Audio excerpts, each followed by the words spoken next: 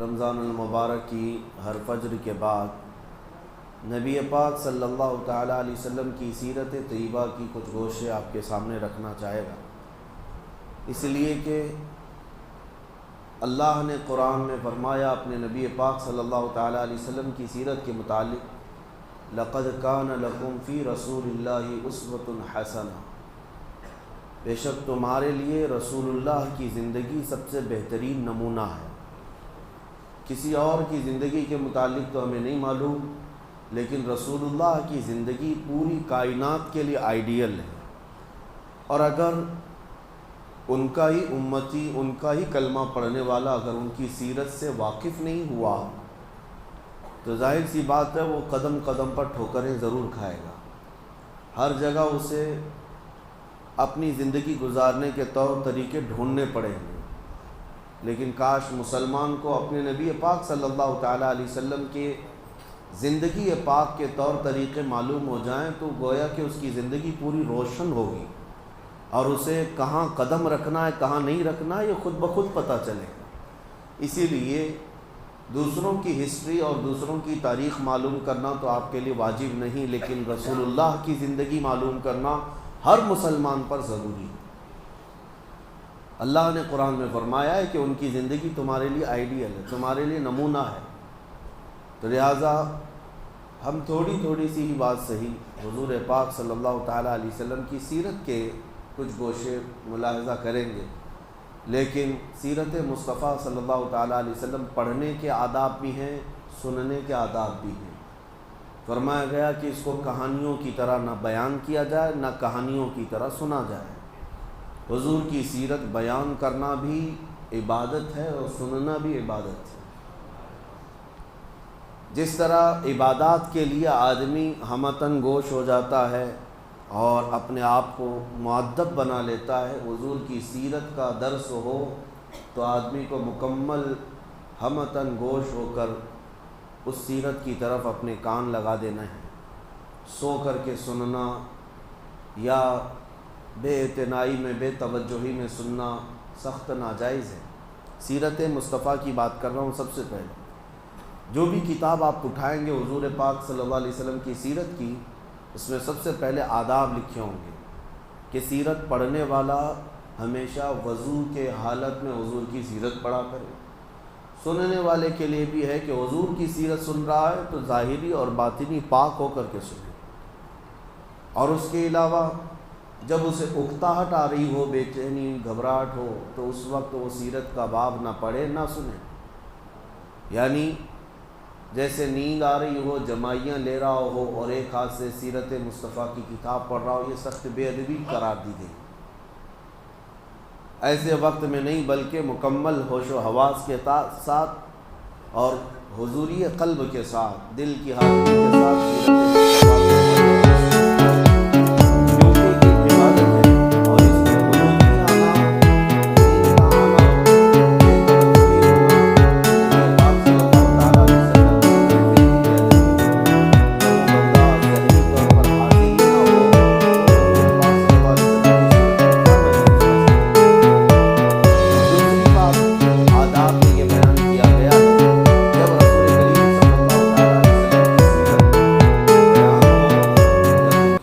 پڑھ رہے ہو یا کہیں سن رہے ہو تو مکمل اپنے ہوش و حواس کو یوں حاضر رکھو جیسے کہ تم خود رسول اللہ کو دیکھ رہے ہو۔ نبی پاک صلی اللہ تعالیٰ علیہ وسلم کو دیکھنے کے تصور کے ساتھ پھر سیرت پڑھے۔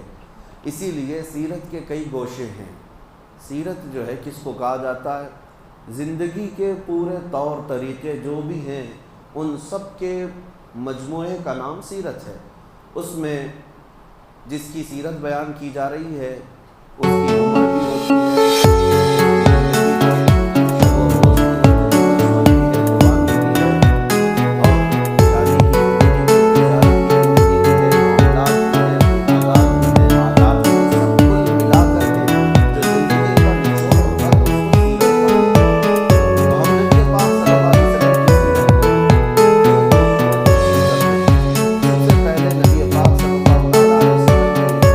پیدا ہونے سے پہلے کے حالات کیا تھے، یہ بھی جاننا ضروری ہے۔ اس کا لوکیشن کس لیے چنا گیا یہ بھی جاننا ضروری ہے، کیونکہ نبی پاک صلی اللہ تعالیٰ علیہ وسلم رحمت للعالمین بن کر آ رہے ہیں پوری کائنات کے لیے۔ تو آپ کو کہاں پیدا کیا گیا، کس زمین پر آپ کو مبعوث کیا گیا، اور وہاں کے حالات کیا تھے، سیاسی حالات کیا تھے، اخلاقی حالات کیا تھے، یہ سب پہلے سے ذہن میں رہنا بہت ضروری ہے، کیونکہ اس کے بعد ان کے کاموں پر آپ کو احساس ہوگا کہ نبی پاک صلی اللہ علیہ وسلم ایسے علاقے میں پیدا ہوئے، ایسے حالات میں پیدا ہوئے، تو آپ نے کیا کیا ان حالات کا مقابلہ کرنے کے لیے تجاویز اختیار فرمائی، یہ آپ کو اچھے طریقے سے احساس ہو سکے گا۔ سب سے پہلی چیز، پوری دنیا کا ایک لوکیشن ایسا ہے مکہ مکرمہ، جس کو سینٹر کہا جاتا ہے کئی علاقوں کے اعتبار سے، مرکزی حیثیت حاصل ہے مکہ مکرمہ کو، اور سخت سنگلاخ زمین، پتھریلی سرزمین ہے، آس پاس سارے علاقے پتھریلے ہیں، اور یوں سمجھ لیں کہ کوئی وہاں پر آب و گیاہ نہیں، سبزے نہیں، اور کھیتی باڑیوں کا رواج نہیں، ایسی ایک سخت زمین ہے، لیکن لوکیشن کے اعتبار سے ایک ایسی سینٹرل زمین کہ اس زمانے میں بھی پوری دنیا بھر سے لوگ تجارت کی غرض سے بھی، عبادت کی غرض سے بھی مکہ مکرمہ ضرور آتے تھے۔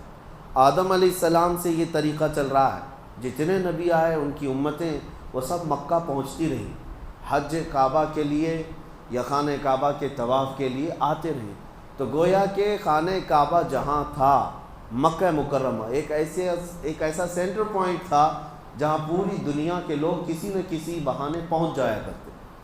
پہلے کی امتوں کی بات بھی کر رہا ہوں، چاہے وہ یہودی ہوں چاہے وہ عیسائی ہوں، ان کے دور میں بھی خانہ کعبہ کا حج رہا ہے، کسی نہ کسی صورت مکہ مکرمہ پہنچتے ہیں۔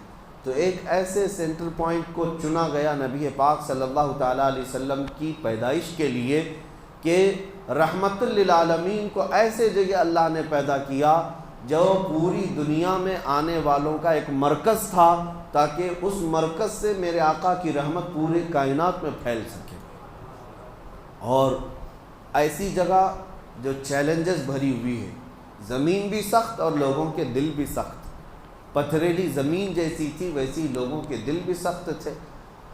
ایسی جگہ پر حضور پاک صلی اللہ تعالیٰ علیہ وسلم کو پیدا کیا گیا، لیکن آپ نے اپنے اخلاق کریمانہ سے مکہ کی سرزمین کو بھی نرم فرمایا اور لوگوں کے دلوں کو بھی نرم فرمایا۔ 40 سالہ میرے آقا کی زندگی شاہد ہے کہ مکہ والوں کے دل جیت لیے۔ ایک بھی مکہ میں ایسا شخص نہیں تھا جو رسول کریم صلی اللہ علیہ وسلم کی طرف انگلی اٹھا کر کہتا کہ ان کے اخلاق میں یہ کمی ہے، ایک بھی شخص نہیں تھا۔ زمانے جاہلیت میں بھی میرے آقا کو امین اور صادق کے نام سے پکارا جاتا ہے، لوگ اپنی امانتیں لا کر رکھتے۔ حضور پاک صلی اللہ علیہ وسلم پر سب کا اتفاق تھا کہ انہوں نے مذاق میں بھی زندگی میں کبھی آج تک جھوٹ نہیں کہا۔ تو اپنے اخلاق کریمانہ سے ان پتھر دلوں کو نبی پاک صلی اللہ علیہ وسلم نے نرم فرمایا۔ سیاسی حالات کیسے تھے اس زمانے میں؟ عربوں کے درمیان کوئی حکمرانی نہیں تھی، چھوٹے چھوٹے علاقے جہاں جہاں جس کی سرداری تھی وہ علاقے کو قبضہ کر کے حکومت کرتا، اور ایک طرف پرشین ایمپائر جس کو فارس کہا جاتا تھا اس وقت، آج کا وہ ایران ہے، وہاں ایک حکومت جاری تھی کسرا کی، اور ایک طرف رومن ایمپائر جس کو آج روم کہیں، یونان کہیں، اور اس زمانے میں وہاں کا جو بادشاہ ہوتا اس کو قیصر کہا جاتا۔ یہ دو سپر پاور طاقتیں تھیں جو پوری دنیا قبضہ کرنے کے لیے آپس میں لڑتی بھی رہتی تھیں، اور عرب لوگ کس کے حمایتی تھے؟ آدھے رومن ایمپائر کے اور آدھے پرشین ایمپائر کے، یعنی کچھ کسرا کی حکومت کو مانتے اور کچھ قیصر کی حکومت کو مانتے۔ دونوں میں فرق یہ تھا، قیصر جو ہے وہ رومن ایمپائر جس کو میں کہہ رہا ہوں یہ عیسائی تھے، ان کے ہاں غلبہ عیسائیوں کا تھا، اور جو پرشین ایمپائر تھے یہ آگ کے پجاری تھے، نہ یہ عیسائی تھے نہ یہودی تھے، یہ اہل کتاب میں سے نہیں تھے، یہ آگ کے پجاری تھے، مشرکین کی جماعت تھی۔ تو ایک کھڑے مشرک اور ایک جو ہے اہل کتاب عیسائیوں کی، دو بڑی طاقتیں دنیا میں اس وقت حکومت کر رہی تھیں۔ تو عرب کے جو اکثر لوگ تھے وہ کسریٰ کی طرف جھکے ہوئے تھے، کیونکہ ان کے بھی ہاں بتوں کا رواج زیادہ تھا، یہ بھی اہل کتاب میں سے نہیں تھے، اور یہ کسریٰ کی طرف زیادہ جھکے ہوئے تھے۔ اب نبی پاک صلی اللہ تعالیٰ علیہ وسلم کی ولادت کے بعد یہ سیاسی حالات میں بتا رہا ہوں، اور بھی کئی حالات تجارت کے کیسے تھے۔ مکہ ایک سینٹر پوائنٹ تھا لوگوں کی تجارت کا بھی، اور لوگ ہر سال حج کے موسم میں ہر جگہ سے وہاں پر جمع بھی ہوتے تھے، اپنے اپنے لوگ وہاں پر پریزنٹیشن رکھا کرتے تھے، اپنی بنائی ہوئی چیزوں کو لا کر کے۔ ایام حج میں، موسم حج میں لوگ اپنے اپنے مال بھی بیچ لیتے تھے، ایک دوسرے کا تعارف بھی ہوتا تھا۔ اس زمانے میں نبی پاک صلی اللہ تعالیٰ علیہ وسلم کو ہر جگہ سے لوگ آ کر کے دیکھتے اور متاثر ہوئے بغیر کوئی نہیں جاتا تھا۔ یہ اس زمانے کے حالات میں نے آپ کو بتائے۔ اور پھر نشانیاں یہ بھی جاننا ضروری ہے سیرت سے پہلے کہ اچانک حضور صلی اللہ تعالیٰ علیہ وسلم مکہ میں ظاہر نہیں ہو گئے، بلکہ حضور کے ظاہر ہونے سے پہلے پوری کائنات میں عجیب و غریب نشانیاں بھی پیدا کی گئیں۔ اہل عرب بھی جانتے ہیں، اور یہ تاریخ کا حصہ ہے اور یہ سیرت کا حصہ ہے کہ جس سال نبی پاک صلی اللہ علیہ وسلم کی پیدائش ہوئی، اب میں خصوصیات گنا رہا ہوں، آج پہلا دن ہے سیرت کا، اس کے بعد انشاءاللہ باضابطہ ہم سیرت کا درس کریں گے۔ آج صرف میں روشنی ڈال رہا ہوں سیرت ہے کیا۔ حضور کی پیدائش کے سال پورے مکہ میں جتنے بھی عورتوں کے بچے ہوئے سب لڑکے پیدا ہوئے، ایک بھی لڑکی نہیں پیدا ہوئی مکہ مکرمہ۔ اس سال کی خصوصیت تھی عرب کی سرزمین، جیسے کہ میں نے کہا مکہ سنگلاخ زمین ہے، پتھریلی سرزمین ہے۔ پہلی مرتبہ ایسا ہوا جس سال میرے آقا کی ولادت ہوئی، کثرت سے بارش ہوئی اور پتھریلی زمین میں گھاس اور سبزے بھی اگے۔ اس سرزمین پر سبزوں کا اگ جانا یہ معمولی بات نہیں، وہ ایسی ہے جیسے کسی کی ہتھیلی میں کوئی پودا نکل آنا۔ ہتھیلی میں پودا نکلنے کے برابر عربوں کے لیے بہت ہی حیرت کی بات تھی کہ عرب کی سرزمین پر سبزے اگ گئے۔ مکہ مکرمہ میں بارش بھی ہوئی، سبزہ بھی اگا۔ یہ حضور پاک صلی اللہ علیہ وسلم کی ولادت کا سال، یہی وہ سال ہے جب ابرہہ بادشاہ ہاتھیوں کی فوج لے کر کے خانہ کعبہ ڈھانے آیا تھا، ختم کرنے آیا تھا۔ اللہ رب العزت نے ابابیل چڑیوں کی فوج کو بھیجا اور پوری فوج کو ہلاک کر دیا۔ وہ چھوٹی چھوٹی سی چڑیاں آئیں اور اپنی چونچ میں، اپنے پیروں میں ایک ایک کنکریاں لے کر آئیں، اوپر سے گرا دیتی تھیں اور ہاتھیوں کے پیٹ پھٹ کر کے آگ لگ جاتی تھی، اور پوری فوج کو کیسے کیا؟ کعصف مأکول، اللہ فرماتا ہے ایسے کر دیا گیا جیسے چھلی ہوئی مرغی ہوتی ہے۔ پوری فوج جو ہلاک ہوئی، عام الفیل اس کو کہا گیا۔ یہ حضور پاک کی ولادت کا ہی سال تھا۔ نبی پاک صلی اللہ تعالیٰ علیہ وسلم کی پیدائش کے وقت جو خصوصیات ہوئی۔ پھر ایک عجیب و غریب چیز عربوں نے دیکھا کہ ایک جنگل سے بھیڑیے کو، ایک جانور کو باہر شہر کی طرف آتے ہوئے لوگوں نے دیکھا۔ چونکہ یہ درندے جانور عام طور پر شہروں میں نہیں آتے، جنگل کے درندے جنگل میں رہتے ہیں۔ شہر کی طرف آیا اور جب لوگ اس کی طرف متوجہ ہوئے تو فصیح عربی زبان میں بات کرنے لگا اور لوگوں سے کہنے لگا کہ اے لوگوں، کیا تمہیں خبر ہے کہ اس سرزمین پر اللہ کا ایک آخری رسول آنے والا ہے؟ یہ بشارت بھی ہوئی۔ اس کے علاوہ ان کو ارحاسات کہتے ہیں، یعنی حضور کی پیدائش سے پہلے جو عجیب و غریب معاملات ہوئے ان کو کیا کہتے ہیں؟ ارحاسات۔ حضور کی زندگی میں جو چیزیں ہوئی ہیں وہ معجزات ہیں۔ حضور نے اپنی انگلی سے چاند کے ٹکڑے کی، یہ کیا ہے؟ معجزہ ہے۔ اور حضور کی پیدائش سے پہلے جو عجیب و غریب حالات پیش آ رہے تھے ان کو ارحاس کہتے ہیں، ارحاس۔ تو اور اس کے علاوہ ایران میں، ملک فارس میں دو ندیاں ہیں، بحیرہ ساوا اور ایک سماوا۔ بحیرہ ساوا، بحیرہ چھوٹی ندی کو کہتے ہیں، یہ پوری سوکھ گئی تھی، سوکھی ہوئی ندی تھی، کئی سالوں سے اس میں کوئی پانی نہیں تھا۔ لیکن جس سال نبی پاک صلی اللہ تعالیٰ علیہ وسلم کی ولادت ہوئی، اچانک وہ ندی پورا پانی سے بھر گئی تھی۔ کہاں سے پانی آیا، کیسے بھری، کسی کو نہیں معلوم، لیکن وہ بھی ایک بہت عجیب بات تھی پوری دنیا کی۔ اور بحیرہ سماوا ایک اور ندی جو لبالب بھری ہوتی، یہ حضور پاک صلی اللہ علیہ وسلم کی ولادت کا دن تھا۔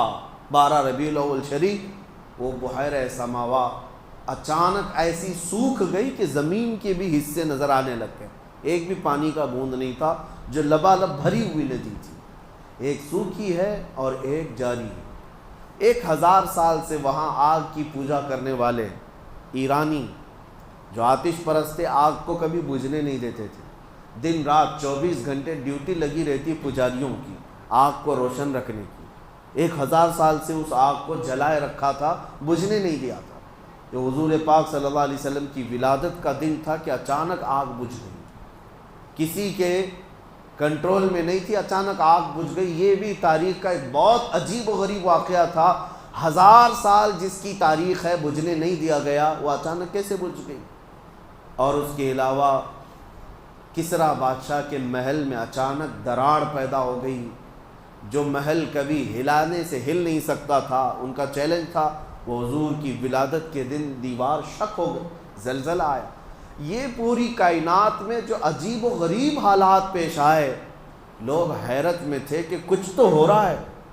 آج جیسے لوگ یہ کہتے ہیں گلوبل وارمنگ یا انوائرمنٹ کی چینجنگ، یہ جو اچانک موسم بدل رہے ہیں، اس پر لوگ آج تعجب میں ہیں، جبکہ لوگوں کو ابھی پتہ نہیں چل رہا ہے۔ لوگ کہاں سمجھ رہے ہیں کہ یعنی موسم بدل رہا ہے۔ دھیرے دھیرے احساس کسی کو ہوتا ہے کہ تھوڑی سی گرمی زیادہ ہو گئی، لیکن اس زمانے میں اچانک پورے حالات کا چینج ہونا یہ معمولی بات نہیں۔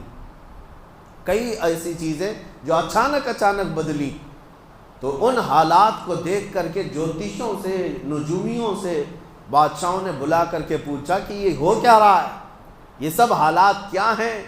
تب سارے نجومیوں نے بالاتفاق یہ کہا تھا، جس کو امام زمن رحمۃ اللہ علیہ نے اپنے اشعار میں بیان کیا ہے، آئی نئی حکومت سکہ نیا چلے گا، آئی نئی حکومت سکہ نیا چلے گا، عالم میں رنگ بدلا صبح شب ولادت۔ حضور پاک صلی اللہ تعالیٰ علیہ وسلم کی ولادت کی خبر اس وقت کے نجومیوں نے اپنے حساب سے دے دیا تھا، جو ستارہ دیکھ کر کے خبریں دیتے تھے، انہوں نے پہچان لیا کہ یہ جو انقلاب آ رہا ہے یہ معمولی چیز نہیں ہے، ایک ایسا بچہ پیدا ہو رہا ہے جو تمہاری سلطنتوں کے زوال کا سبب ہوگا، اور اس کا پیغام پوری دنیا میں پہنچے گا اور پھیلے گا۔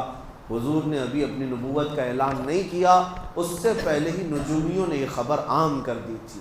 تو یہ حضور کی ولادت سے پہلے کے حالات ہیں۔ پھر میرے آقا صلی اللہ علیہ وسلم پیدا ہوئے مکہ مکرمہ میں، آپ کا بچپن، آپ کی جوانی پاک، آپ کی تجارت، آپ کی عبادت، آپ کے عادات، آپ کے معاملات، اور اخیر زندگی پاک میں آپ کے غزوات، یہاں تک ہم تھوڑا تھوڑا سا روزانہ بیان کرتے ہیں۔ جتنا بیان کیا جائے اس کو اپنے ذہن میں محفوظ رکھیں کہ میرے آقا صلی اللہ علیہ وسلم کی ولادت بھی عام بچوں کی طرح نہیں ہے، وہ کائنات میں سب سے اعلیٰ تھے، تو پیدائش بھی آپ کی سب سے اعلیٰ تھی۔ وہ سب سے اعلیٰ گھر میں پیدا ہوئے، سب سے اعلیٰ طریقے سے پیدا ہوئے۔ اللہ کریم میرے آقا صلی اللہ علیہ وسلم کی سیرت پڑھنے، سمجھنے اور اس پر عمل کرنے کی توفیق عطا فرمائے۔ وآخر دعوانا ان الحمد للہ رب العالمین۔